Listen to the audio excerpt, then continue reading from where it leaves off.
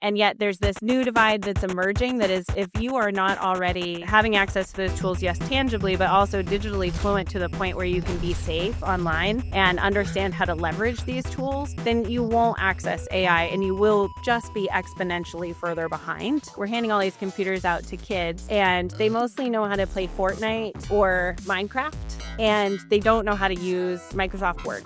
I mean, if you asked most 8th graders what they want to be when they grow up right now, I think the majority of them would say, like, I'd like to be a YouTube influencer. Nobody is saying, like, I'd really like to be a biomedical engineer. And this next generation is going to grow up in a world where they didn't know the world before AI. Think of how that your brain is going to be wired in a different way. That fear and that anxiety and that trepidation doesn't exist at all because you didn't know anything other than it.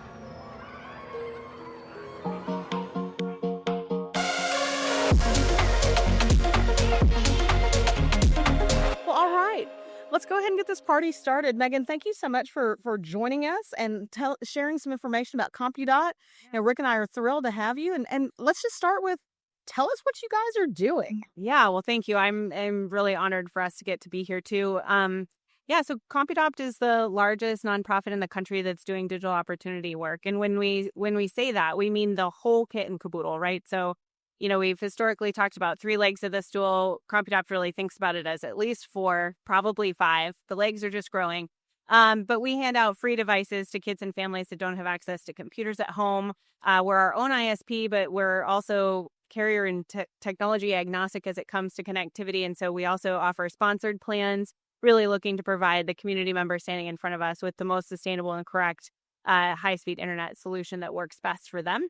And then we do digital literacy training and technology education programs that are aligned towards workforce. And all of that is supported by a nationwide contact support center with trauma-informed call center agents and live interpreters in up to 26 languages. And so, when we think about solving the digital divide, Can I just go ahead and pick up my chin off the table? I mean, you said that all with ease, but every piece and part of that is like, oh my word, that is absolutely incredible. Like on its own. On its own. And then when you pull those pieces all together, that is just absolutely amazing. Yeah, thank you. And, I think a lot of times when we have discussions about digital opportunity and the need for this work in the community, we talk so much about, kids needing computers for school. But really the impact is so much further beyond that, right? It's healthcare, it's financial literacy, it's online banking. We think about our work as economic mobility, right? It's laying a foundation for economic mobility. So, that's a little bit about what we do. And I apologize if I missed this from your intro. How long has this been happening? What was the seed that started it all? Because you talked about all the legs of the stool. What was the first leg of the stool? Yeah. So Compudot has actually been in existence for about 18 years. Okay. And our founder, John Osha, who's an IP attorney for a global IP law firm, he's a little bit of an electrical engineering nerd. And also on the side, just casually. Yeah.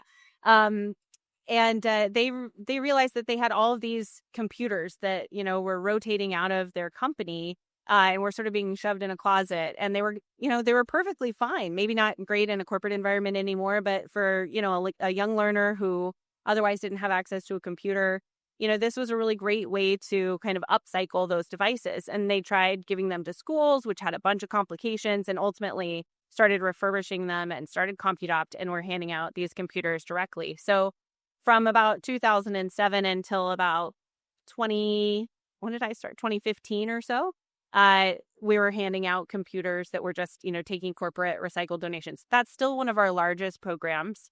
In fact, this year will impact about 120,000 people through a program like that. Absolutely amazing. And when I started about 10 years ago, the company was really small. It was me and 2 other people. We were on a $230,000 operating budget, serving about 700 kids a year just in Houston, handing out these computers. Okay.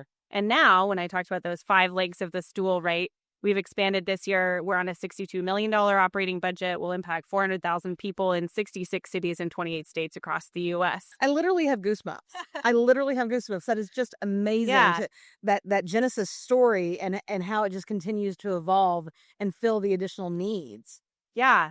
And I think the need is actually what's made us, be able to grow like this. It's really demand based. And obviously during the pandemic, there was a special light shed on the work that we do and the need for kids to be able to connect in education programs.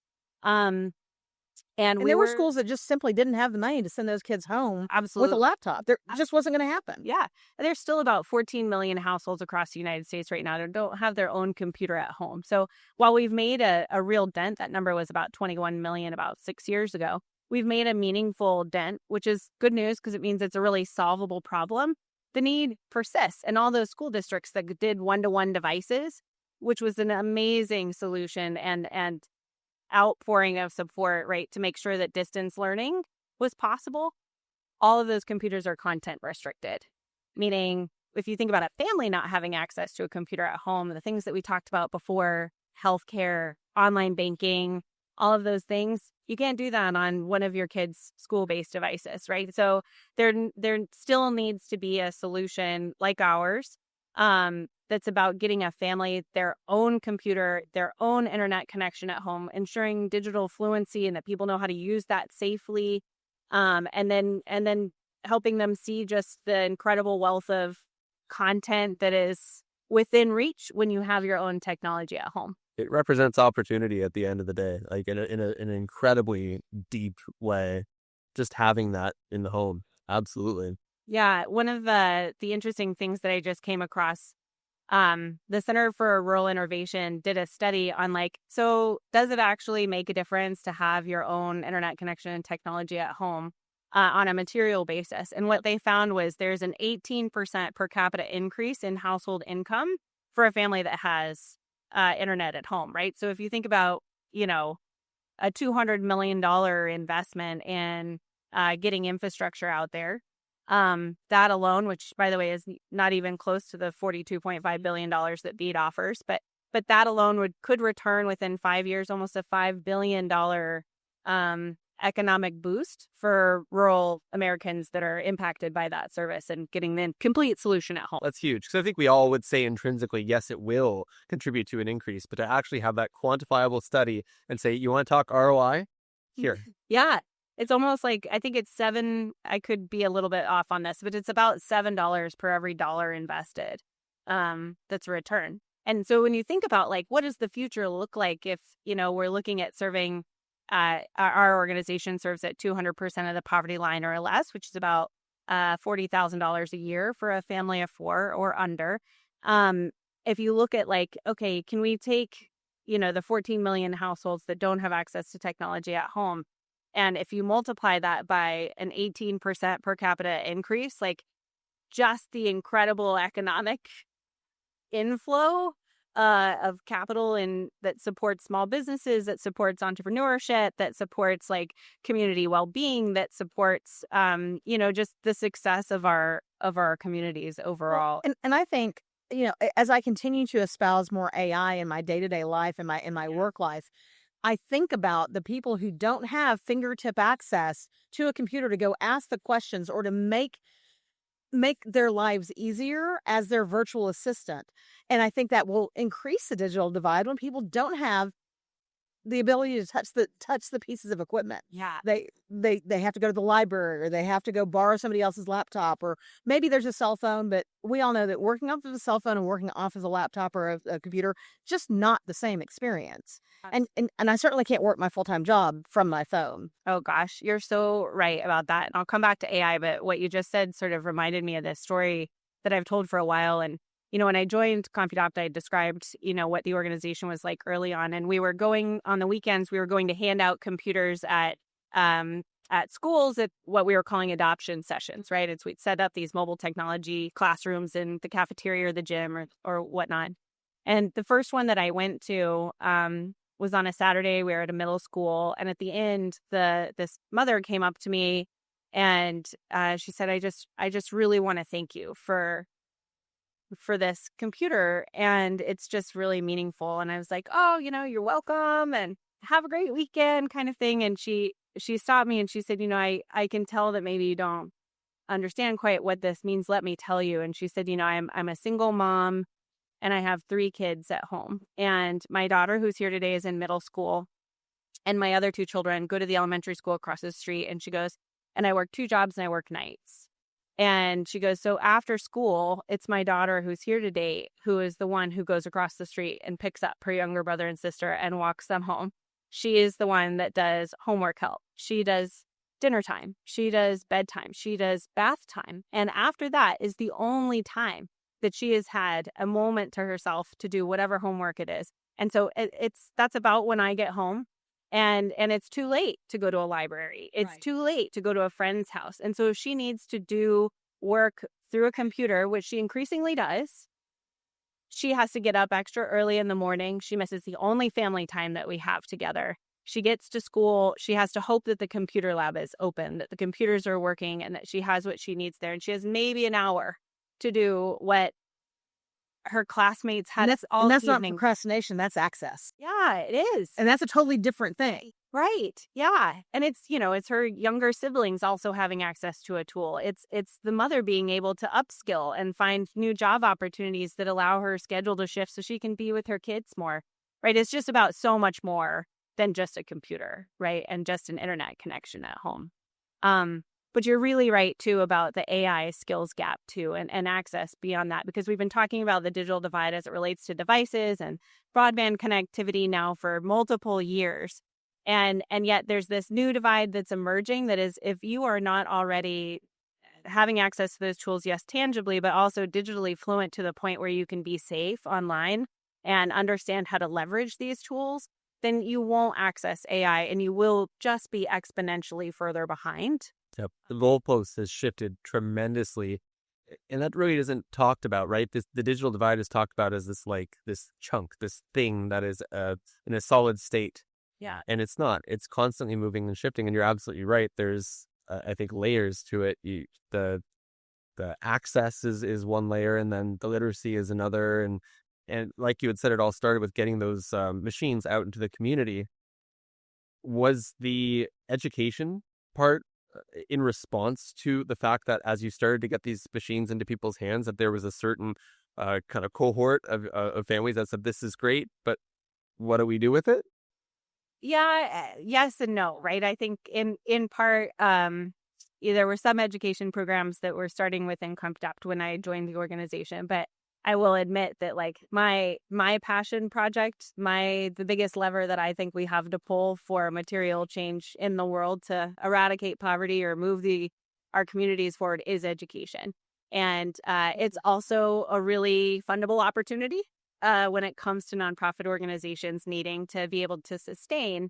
And what we noticed was that there was a significant gap in we're handing all these computers out to kids and they mostly know how to play Fortnite or Minecraft, and they don't know how to use Microsoft Word. Sure. Right. Or they don't know how the skill building of even gamified learning applies to what the future workforce could look like. Right. And there weren't any STEM education programs. This is when STEM was getting super popular. There weren't any STEM education programs that were really focused on technology skill development. And so we filled that gap. Right. And sort of dreamed up. I mean, honestly, the very first program, because we had no money at the time, was taping plastic water bottles together and doing these tornado things. Yeah. Yes. But talking about how this is still technology, right? It's simplified and stuff that you have at home. But, when we talk about technology education, it doesn't always have to be coding and microchips, that it can be as simple as duct taping some bottles together. Now we have really very well designed, super cool education programs. My favorite one is our early adopters program. We turn all the kids into astronauts. And they get these kits. And when they open them, there's a gold envelope on top, kind of like Willy Wonka and the Chocolate Factory. And inside is a Mad Lib. And so they complete the Mad Lib, and maybe it says, Joe and Bob are on a rocket ship to Pluto, and the first planet that they pass is pink with green marshmallows floating around it. So the first activity that we have students do then is to design that pink planet with green marshmallows and augmented reality on their computers. And then we hand them what's called a merge cube, which is just a 6-sided foam dice about the size of your fist. And they put it in front of the camera on their computer. Well, it turns into the planet that they've just designed. Oh, that's incredible. Right? So like this cool mind-blowing moment. And in, 90 minutes, we've gone from this imagination on a page of just completing a Mad Lib to a student literally holding in their hand the thing that they had dreamed up on this page over here. And, and obviously that's gamified learning and it's mind-blowing for kids and adults alike. But Kids it's and adults, and adults. 100%. Yes, I love these merge cubes. Yes, all of the children in my life get merge cubes. But it's also, the future of video game design. It's the future of architecture, the future of engineering. And, we're hoping that these 3rd through 5th graders, when they see, AR programmer listed as a job on a job listing site, they're going, actually, I think I could be good at that. And I have a point of reference for what that actually means. Exactly. That's the big thing, because I think traditional career pathing and planning, a lot of that comes from, what you've seen with your own 2 eyes, what maybe you've been conditioned through your family unit. A lot of these new technology-based roles, I think the adults in the household probably don't have as much of an understanding, at least in a literal sense, as to what it actually means. What does the acronym stand for? Yeah. How does one get into it? What are the pros and cons? What is the future prospect? Is it on the up? So the children kind of need to be the ones to fill in the blanks, but how do you get that into the world of a 3rd grader? Yeah. This is how. And the other thing is overcoming the fear of it, right? I'm old enough that I remember when we had a microwave in our house for the first time, and my grandmother would not be in the kitchen when the microwave was on. Okay. She was afraid of the technology. And then people were afraid of computers and what computers could do, or what the tower energies are coming off the towers, right? Oh, as a WISP operator, I can tell you that is very, very real. And we got some very interesting phone There's calls. a fear there. Yeah. Well, there's a fear with AI now, too. But all of it can be assuaged with education, with experience, with common information being shared, and helping mom or grandma understand what's going to come from this new technology and how it's going to make her life easier. Yeah, you are both so right on all of those points there. And I think, exposure, I really believe in exposure education, right? Because I think it's also, how do you get excited about something that you don't know? I mean, if you asked most 8th graders what they want to be when they grow up right now, I think the majority of them would say, like, I'd like to be a YouTube influencer or a DJ or maybe like a sports star. And why do they say that? Because they have so much context for what that is on a day-to-day basis. Nobody is saying, like, I'd really like to be a biomedical engineer, and yet if we can put them into after school, out of school time programs that help them build a robotic hand, things we have done at one point in time, all of a sudden they're like, actually, that was super awesome. I built a robotic hand over here. I could do this, and it's called this. And so, I think it just opens up a world of opportunity and gives, kids lives of choice.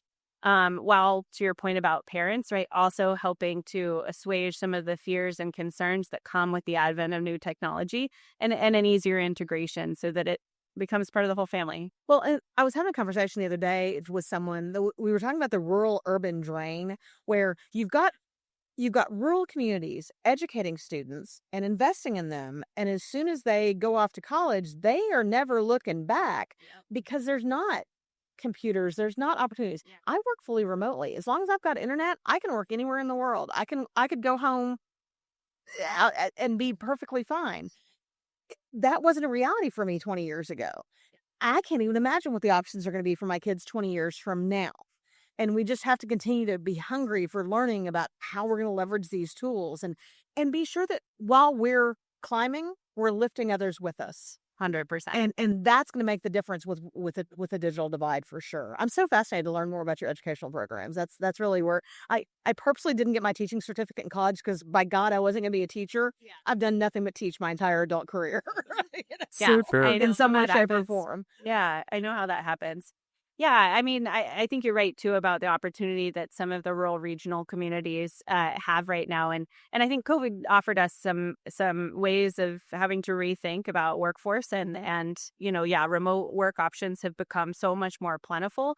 And yeah, hopefully that really does turn into, more community members either returning home or staying at home and continuing to help our smaller, more rural communities and the culture within those rural communities continue to thrive. And it is still about, getting people connected to what those opportunities look like, what those jobs look like. and ensuring that they have the infrastructure that supports accessibility. Rick is up in Canada and I'm in Fort Worth, Texas, and we had worked together for 3 years before we ever actually met. Wow. That's so wild. Yep. And you get to know somebody. It really is the same thing. And then you have this brief moment when you meet for the first time. It's like, this is weird. And then it isn't anymore. But no, it's not. Yeah. I'm Yeah. like, wait, let me get my screen. Yeah. Yeah. I'm not used to seeing you live and in person. Yeah. Yeah.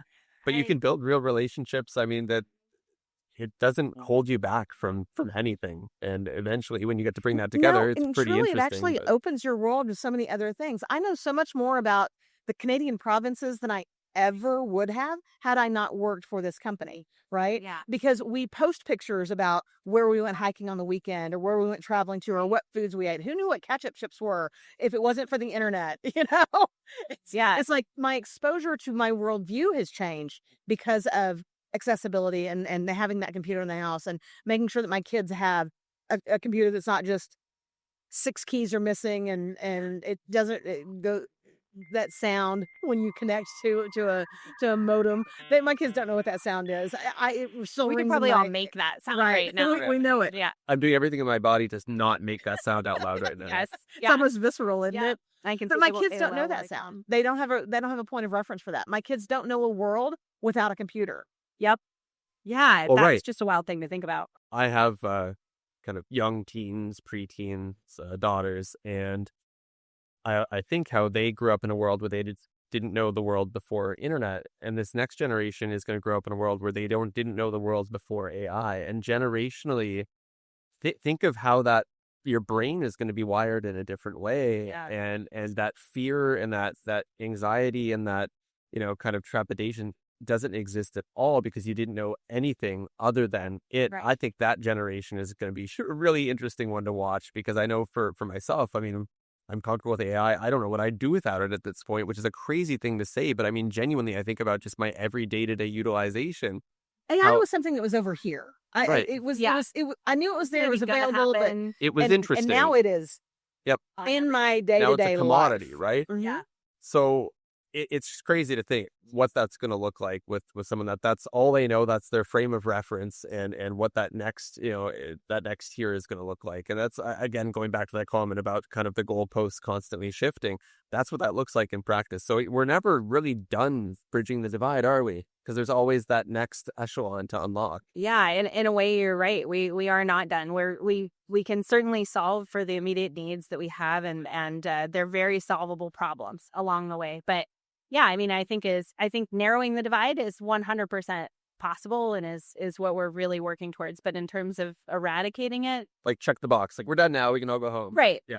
Probably not. It's just going to continue to evolve. Megan, how can people get involved with Compudot? How can other people help you guys help the world? Yeah, this is my favorite question, of course. So first of all, as a nonprofit, of course, we accept monetary donations 24/7, 365. But one of the things that I think is one of the most impactful ways to help us more immediately is talk to your companies about what they do with their computers. Sure. And we can still go pick up those retired devices. We data wipe them just the same as any for-profit recycler ITAD company up to a Department of Defense standard. And those computers get back out into the community. And we usually have about 70% of those devices get back out. What's great about that is that if we have to purchase a device to give out, it costs us $350 per household, start to finish, to give that out, plus the 2 years of tech support and whatnot. If a computer is donated, that drops all the way down to $50 a device. Right? Amazing. So exponentially, our dollars go exponentially further every time we get a device donated. Not to mention that the rest of the equipment, that other 30% that's unusable, goes into a more sustainable revenue stream for us. We can put it through our eBay channels. It gets recycled downstream into raw materials. So we keep it out of landfills. And the revenue that comes in from that pays in part for the cost of the program. So donating your computers, either personally, but asking your companies what they do with their devices. We will come pick up anywhere in the country. We can make it happen. My wheels are already turning. I'm all like, the things. That's the best way. That's the best way to help us out. I just think about events that I go to. I'll be like, just bring your old computers and I'll get them down to We Houston. all have them Yes. in our Yeah. basements, and they are usable, but we don't care about them anymore. Right. Yeah, and the fact that you do the wiping down to those standards and you can provide that I think that's part of why we keep these dusty desktops around, because we don't want to put in the work to remove the personal information before we take them wherever to be Well, and I'm telling recycled. you, This takes my it dad so has much at least further. 5 computers sitting in his living room right now that he's pulled the hard drive on, but he doesn't know what to do with the rest of the computer. Yeah, we got you. I'm like, I got an idea. Yep. Daddy, Yep, exactly. let me clean out your house. We're going to change some lives. That's Yep, right. Yeah. exactly. It makes a big difference. So yeah, that's Excellent. nice. Anything else that you want to share with the great wide world and bandwidth land?